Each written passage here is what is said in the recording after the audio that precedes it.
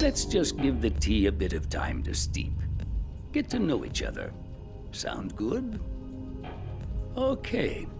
So you're traveling. Actually, I think I'm lost.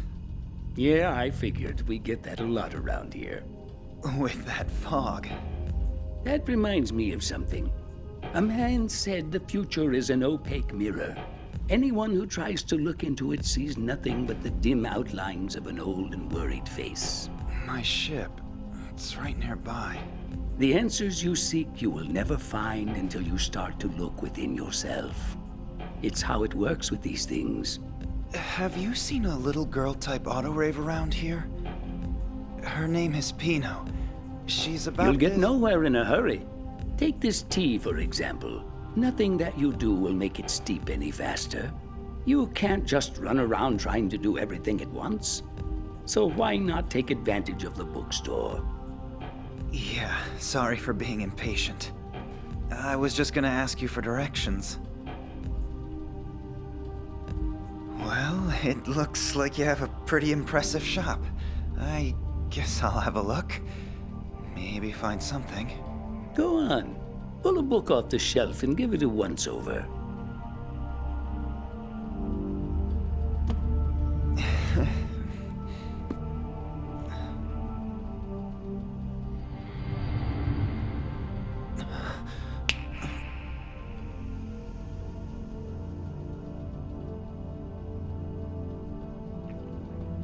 Oh dear, it doesn't look like the poor boy's figured it out yet.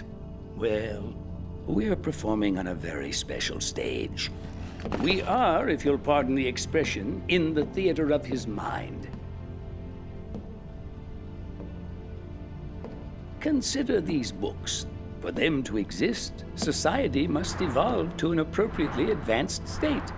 But for a society to evolve, it would need the linguistic tools these books contain.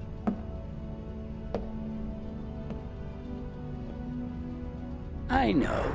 A bit of a chicken or the egg dilemma, isn't it? Each one's creation requires the other.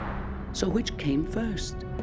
In the face of such a paradox, one could reasonably argue that language is perhaps not entirely a human invention. Is it too far-fetched to imagine godlike creatures bestowing man with the gift of language?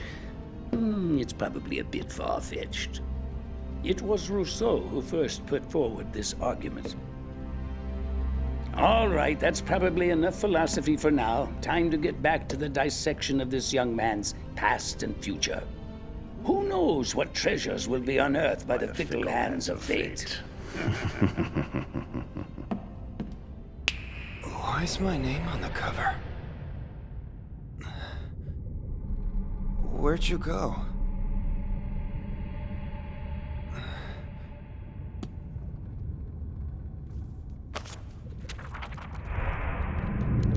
The hell says? No, they're all...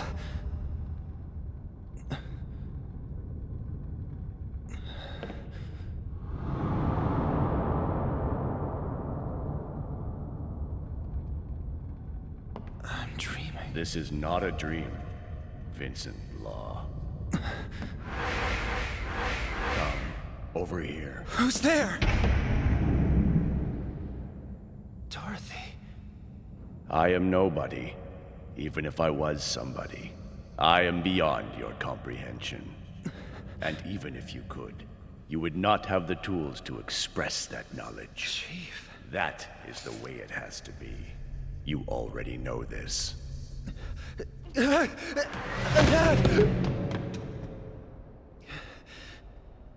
still dreaming. This is not a dream, Vincent Law. From the perspective of others, I am part of the world. But when I observe the world from my perspective, I am nowhere to be found. To observe is to create perspective. I can never cease to be the point of origin from my perspective. I observe that which is not myself. This is the first principle defined.